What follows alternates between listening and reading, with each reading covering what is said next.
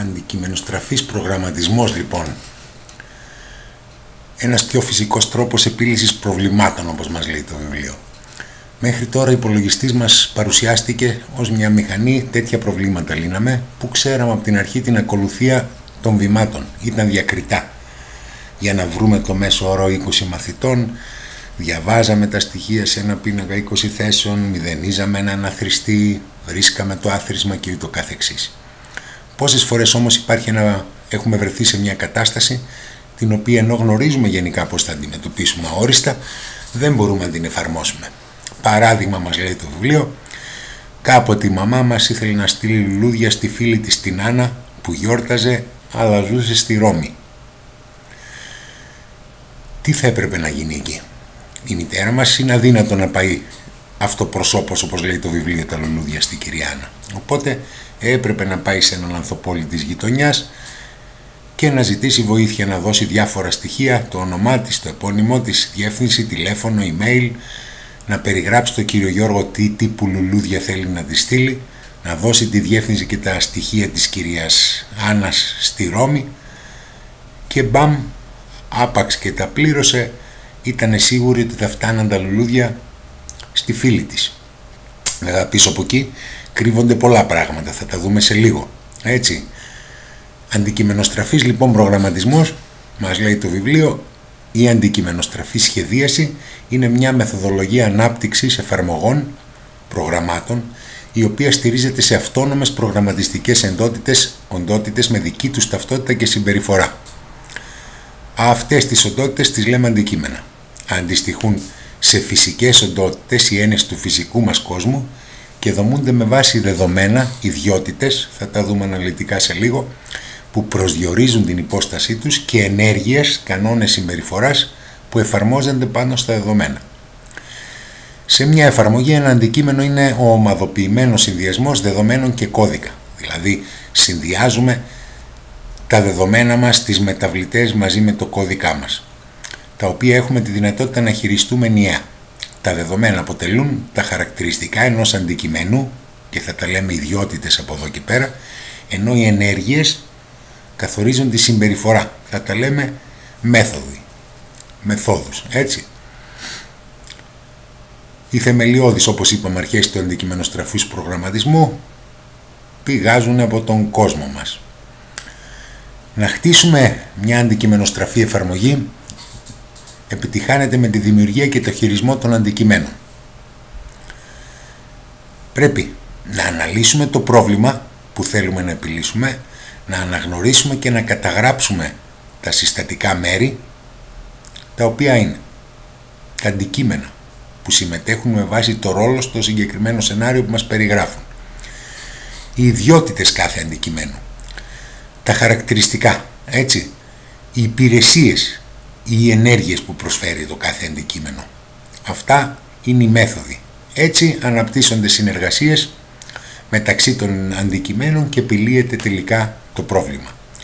Ας επιστρέψουμε στο πρόβλημα της αποστολής λουλουδιών και ας προσπαθήσουμε εκεί να ξεχωρίσουμε τα αντικείμενα πρώτα απ' όλα. Έτσι όπως το περιγράψαμε, τα αντικείμενά μας θα είναι η μαμά που είναι πελάτης, ο κύριος Γιώργος που είναι ανθοπόλης, βρήκε συνεργασία από τον κύριο Τζιοβάνι, έναν ανθοπόλη στη Ρώμη. Ο κύριος Τζιοβάνι θα αναθέσει στον Αντώνιο, τον ανθοδέτη, αντικείμενα όλα αυτά, έτσι, να φτιάξει την ανθοδέσμη που παρήγγειλε η μητέρα μας.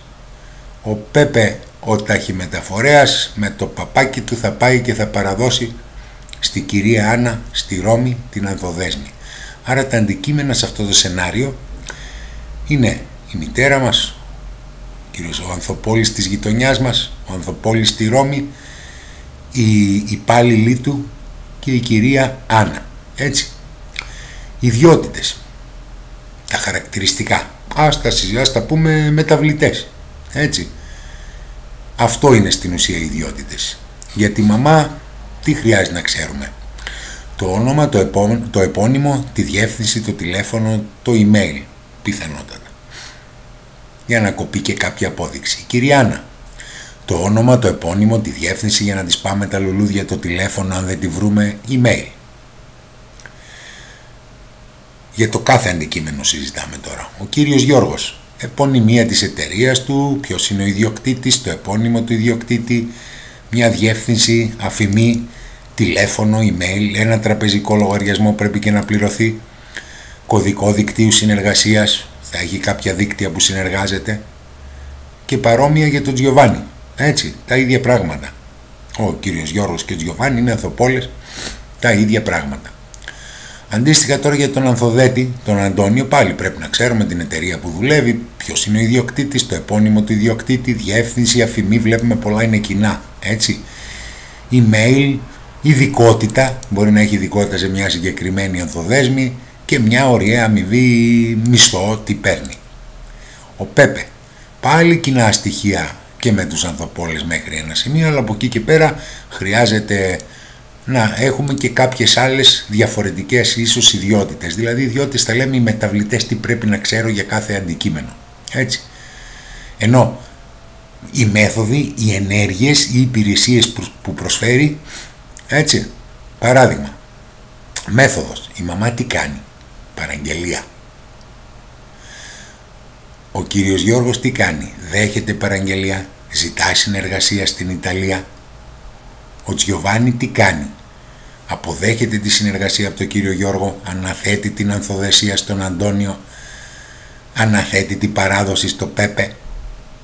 Ο Αντώνιο θα ετοιμάζει την ανθοδέσμη, ο Πέπε παραδίδει ανθοδέσμη, η κυρία Άννα θα παραλάβει την ανθοδέσμη. Δηλαδή εδώ μιλάμε για τις ενέργειες ή τις υπηρεσίες, μέθοδοι, έτσι. Οι μέθοδοι συνήθως τις ονομάζουμε έτσι, όπως στο φυσικό κόσμο, όπως το κάνουμε. Παράδειγμα, μαμά κάνει παραγγελία. Παρατηρήσατε ότι μας δίνουν ακριβώς, χρησιμοποιούμε ξέρω εγώ τα λόγια ακριβώς όπως περιγράφουν αυτό που κάνουν. Είδος της συνεργασίας τώρα. Να βρούμε τα αντικείμενα που συνεργάζονται. Η μαμά κάνει παραγγελία στον κύριο Γιώργο. Ο κύριος Γιώργος συνεργάζεται με τον Τζιοβάνι. Ο κύριος Τζιοβάνι αναθέτει την ανθοδεσία στον Αντώνιο. Ο Τζιοβάνι αναθέτει την παράδοση στο Πέπε όταν τελειώσει ο Αντώνιο με την ανθοδεσία. Και ο Πέπε παραδίδει την ανθοδέσμη στην κυρία Άννα. Αφού εντοπίσουμε όλα αυτά τα συστατικά, το είδος της συνεργασίας, τις μεθόδους, τις ιδιότητες, συνήθως κάνουμε μια διαγραμματική αναπαράσταση. Παραλληλόγραμμα, γράφουμε το όνομα του αντικειμένου, στην αρχή τις ιδιότητες και στο τέλος τις μεθόδους. Έτσι βλέπετε εδώ σε 3 σημεία είναι το όνομα του αντικειμένου. Επίσης τραβάμε γραμμές από το ένα αντικείμενο στο άλλο και περιγράφουμε το είδος συνεργασίας, όπως συζητήσαμε εδώ, η μαμά κάνει παραγγελία κτλ. Ας δούμε αυτό το παράδειγμα σε ένα διαγραμματάκι. Ας το κάνουμε μια ιδέα πιο μικρό. Λοιπόν, εδώ τα αντικείμενα μας είναι, είπαμε, η μαμά, η κυρία Άννα, ο κύριος Γιώργος, ο Τζιοβάνι, ο Αντώνιο και ο Πέπε. Ένα παραλληλόγραμμο για κάθε αντικείμενο και λέμε η μαμά κάνει παραγγελία στον κύριο Γιώργο. Ο κύριος Γιώργος ζητά συνεργασία από τον Τζιοβάνι. Ο Τζιοβάνι αναθέτει ανάθεση ανθοδεσίας στον Αντώνιο. Έτσι, ανάθεση παράδοση στον Πέπε. Ο Πέπε παραδίδει στη μαμά. Δηλαδή γραμμές με το είδος της συνεργασίας για κάθε αντικείμενο, το παραλληλόγραμμο, το όνομα του αντικειμένου, ιδιότητες, όλα αυτά που είπαμε. Παράδειγμα, ο κύριος Γιώργος, επωνυμία της επιχείρησης του, Φλόρα ΕΠΕ, όνομα του ιδιοκτήτη Γιώργος, επώνυμο ιδιοκτήτη Παπαδόπουλος και ούτω καθεξής. Μεταβλητές, ιδιότητες. Δέχεται παραγγελία, ζητά συνεργασία, στο κάτω μέρος κάθε διαγράμματος μέθοδοι. Έτσι, γραμμές, συνεργασία και περιγράφουμε στη γραμμή. Ένα αντικειμενοστραφές τελικά πρόγραμμα είναι ένα σύνολο συνεργαζόμενων οντοτήτων που είναι τα αντικείμενα. Έτσι που περιγράψαμε ακριβώς εδώ πιο πάνω. Κάθε αντικείμενο έχει ένα συγκεκριμένο ρόλο στην εφαρμογή και παρέχει μια υπηρεσία ή εκτελεί μια ενέργεια, μέθοδο. Τώρα, Ας προχωρήσουμε και μετά θα σταματήσουμε λίγο σε πρώτη φάση εδώ, σε ομαδοποίηση των αντικειμένων σε κλάσεις, αφαιρετικότητα όπως λέει και ενθυλάκωση. Ήδη σχολιάσαμε ότι στόχος της δόμησης των αντικειμένων είναι να κρύψω τις λεπτομέρειες. Δεν χρειάζεται να ξέρω εγώ πώς θα φτιάξει την αδοδέσμη ο Αντώνιο. Έτσι. Στόχος είναι η απόκρυψη των λεπτομεριών υλοποίησης και λειτουργίας από τον υπόλοιπο κόσμο. Ουσιαστικά το αντικείμενο είναι ένας θύλακας, δηλαδή ένα σακούλι όπου συνδυάζει τα δεδομένα και τις λειτουργίες. Δηλαδή το κάθε αντικείμενο από αυτά που περιγράψαμε είναι ένας κλειστός κόσμος και συνδυάζει τα δεδομένα και τις λειτουργίες, τις ιδιότητες και τις μεθόδους. Θα μπορούσαν να μας ρωτήσουν και την ενθυλάκωση. Η δυνατότητα ενός αντικειμένου να συνδυάζει εσωτερικά τα δεδομένα και τις μεθόδους χειρισμού του καλείται ενθυλάκωση. Έτσι μπορούμε να την προσομοιάσουμε με ένα κέλυφος που υπάρχει γύρω από κάθε αντικείμενο και διαχωρίζει τον εσωτερικό του κόσμο από τον εξωτερικό. Εντάξει. Ο γενικός τύπος τώρα ενός αντικειμένου καλείται κλάση και καθορίζει τις αρχικές ιδιότητες και τη συμπεριφορά κάθε αντικειμένου. Μια κλάση είναι ένα αφαιρετικό, ένα γενικό στοιχείο. Αντικείμενα μπορώ να έχω πολλά σε ένα αντικείμενο στραφές πρόγραμμα. Έτσι, αντικείμενα μπορώ να έχω πολλά. Η κλάση πιθανά θα είναι μία. Για να δούμε ένα παράδειγμα. Ας πούμε ότι είχαμε τη φάρμα των ζώων. Γενικά θα μπορούσαμε να είχαμε τη κλάση σκύλος, το περιγράφουμε γενικά, όπου οι ιδιότητες θα είναι, αν ξέρω το όνομα ενός σκύλου, τη ράτσα, το μέγεθός του, την ηλικία του, το χρώμα και τι κάνει ένα σκύλος, μέθοδοι, τρώει, κοιμάται, κάθεται, τρέχει. Μπορώ να περιγράψω οποιοδήποτε σκυλάκι. Έτσι, το κόντι εδώ πέρα που είναι τσιουάουα, πολύ μικρό, είναι ενός έτους ηλικία και χρώμα καφέ. Το περιγράφω. Ο Σούγκαρ εδώ πέρα με τα αντίστοιχα όνομα Σούγκαρ, ράτσα, West Highland Terrier και ούτω καθεξής. Δηλαδή πολλά αντικείμενα μπορούν να δημιουργηθούν για την ίδια κλάση. Η κλάση είναι κάτι πολύ γενικό. Αν προσπαθήσουμε να ομαδοποιήσουμε σε κλάσεις τα αντικείμενα του προβλήματος που περιγράψαμε αποστολή λουλουδιών, θα μπορούσαμε να πούμε ότι ανθοπόλης, θα μπορούσα να φτιάξω μια κλάση ανθοπόλης όπου ο κύριος Γιώργος και ο Τζιοβάνι θα είναι αντικείμενα αυτής της κλάσης. Ας βάλουμε και τον Ζαν Κλοντ στη Γαλλία, μήπως στείλουμε λουλούδια και σε μια άλλη φίλη της μαμάς. Έτσι, αντικείμενα αυτής της κλάσης, όπως η μαμά και η κυρία Άννα είναι πελάτες. Εντάξει, μπορούμε να τα έχουμε σε μία κλάση. Άρα μπορεί να μας προκύψει ένα αρκετά πιο απλό σχήμα τώρα σε σχέση με πριν. Έχει δύο σχήματα λιγότερα, όπου λέμε ο πελάτης, είτε η μαμά είτε η κυρία Άννα, ένα αντικείμενο πελάτης, κάνει παραγγελία στον ανθοπόλη, ο οποίος ζητά συνεργασία από έναν άλλον ανθοπόλη. Αναθέτει την ανθοδεσία σε έναν ανθοδέτη, αναθέτει την παράδοση σε ένα ταχυδομεταφορέα που παραδίδει σε ένα πελάτη. Βλέπετε εδώ, ας πούμε, το ταχυμεταφορέα και τον ανθοδέτη τα αφήσαμε, αλλά ομαδοποιήσαμε σε μια κλάση τη μαμά και την κυρία Άννα, όπως το κύριο Γιώργο και τον Τζιοβάνι. Έτσι. Μια διαγραμματική δηλαδή αναπαράσταση των κλάσεων. Κλάση είναι μια γενική μορφή. Έτσι, για να είναι σημαντικό δηλαδή να το καταλάβουμε. Ο γενικός τύπος ενός αντικειμένου είναι κλάση. Και είναι οι αρχικές ιδιότητες και η συμπεριφορά κάθε αντικείμενου που έρχεται από αυτή. Δηλαδή μπορώ να περιγράψω με τις ιδιότητες του και με τις μεθόδους του πάρα πολλά αντικείμενα, όπως είδαμε εδώ με τα σκυλάκια, αλλά και εδώ ότι μπορούμε να οργανώσουμε.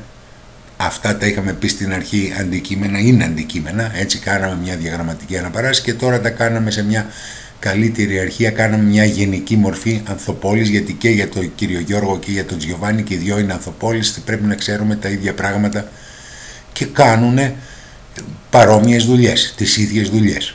Έτσι.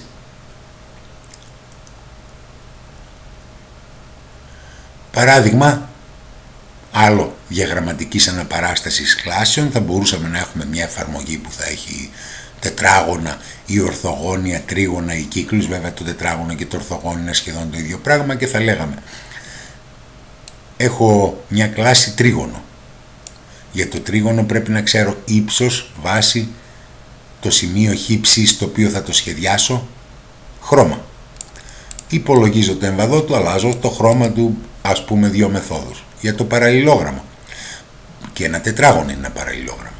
Έτσι, πρέπει να ξέρω ύψος, πλάτος, σημείο χ και ψ, χρώμα, και πάλι υπολογίζω εμβαδό, αλλάζω χρώμα. Το ίδιο και για το κύκλο. Αντί για ύψος και πλάτος πρέπει να ξέρω την ακτίνα, τα σημεία στα οποία θα το σχεδιάσω, το χρώμα του και ούτω καθεξής. Εντάξει, για μια εφαρμογή παράδειγμα που θα μπορούσαμε να κάνουμε εδώ, θα προσπαθήσουμε εμείς αργότερα να κάνουμε μια εφαρμογή λίγο πιο περίεργη από αυτήν εδώ, έτσι, και να συζητήσουμε σε ένα πραγματικό κόσμο πώς θα γινότανε το συγκεκριμένο. Θα μιλήσουμε αργότερα για την αντικειμενοστραφή οικογένεια, φτάνει σε πρώτη φάση, για τους πρόγονους, απόγονους και για το πολυμορφισμό. Φτάνει μέχρι στιγμής.